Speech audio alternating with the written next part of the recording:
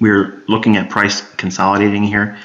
I mentioned how we were sitting at this level and I didn't feel that there would be any kind of old highs finding support, which is like a traditional support and resistance theory. I said that we would want to come down here and clean up this BSI, buy side imbalance, sell side inefficiency. Specifically training our eye on this right here. This level is a breaker. We have a low, high, a lower low. The stops resting below here were swept. We had displacement. Price is coming back down into this level right here. Okay, that was the reason why I annotated that in my previous recording. Well, I don't know if I really annotated it. I just drew your attention to it really. And we'll look at the lower time frame in a minute what this blue line is because it's salient to this particular chart. But we were looking for price to reach down into this area here, and that would be the objective for euro pound. Now I want to talk a little bit about cross displacement manipulation. Now when we refer to this pair, it's going to be very germane to how you trade the euro dollar or the British pound versus the dollar, okay, or fiber and cable. If, as we indicated in the last session, that euro pound was bearish and that we would see it trade down to this level here, highly specific, we had a direction in mind, we had a level to look for, so we were looking for a specific discount array. It's a bullish breaker, and it does not require us to trade down here and find a rally. It's not what this was. Initially, it's just to draw on liquidity from where price was and where price should go. There's our range. Okay, so that's our potential opportunity. For this pair, I use it, I don't trade euro pound, I use it as a decision-making pair. So I use dollar as a barometer, whether I should be bullish or bearish, am I in a buy program or a sell program. And if it's in consolidation relative to the dollar, then I have to rely heavily on euro pound. Well, since we've been in a consolidation on dollar index, my analysis takes me to this pair here, which is for the purpose of cross displacement manipulation.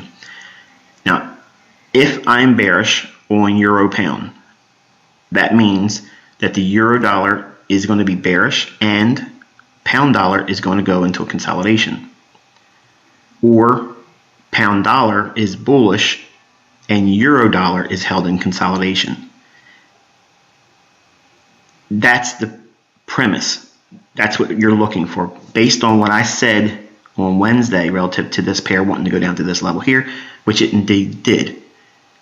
How we take that information is we go into euro dollar and cable looking for these conditions, because the analysis led us to believe that euro pound should go lower. So right away, from an algorithmic stance, we go from one thing to the next. Dollar index, we're in consolidation. So where do we go next in our analysis? We go to cross displacement manipulation.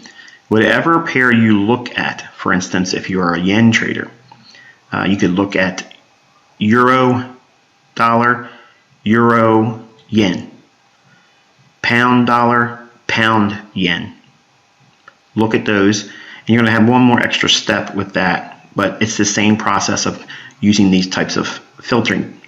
You're going from one major macro view of the dollar index, from a buy or sell program, or are we in consolidation? If it's in consolidation, then you just drop to a intermarket relationship. And for me, since I trade predominantly the euro dollar and cable, then I'm going to be looking at this particular cross, because this is the pair that they use to manipulate the majors. So I want you to have this in your notes. It's spelled out here rather clearly, and everything would be said in the opposite if euro pound was bullish. Okay, just replace everything you see here in terms of the pair, the bullish or bearishness, and consolidation would be the opposite of whatever this would be. Okay, and again, it's taught in the mentorship core content, so don't go crazy. Don't send me emails about all this stuff, because this is things that we'll be repeating over and over and over again, and eventually you'll come to those specific lessons in the mentorship core content. I want to drop down into an hourly chart, and these two blue lines here, relative to the previous chart and the information I was providing you, If we're looking for euro pound to drop, that means we're going to be expecting euro dollar to be in consolidation and cable to rally, or euro dollar to drop and pound versus the dollar to be held in consolidation.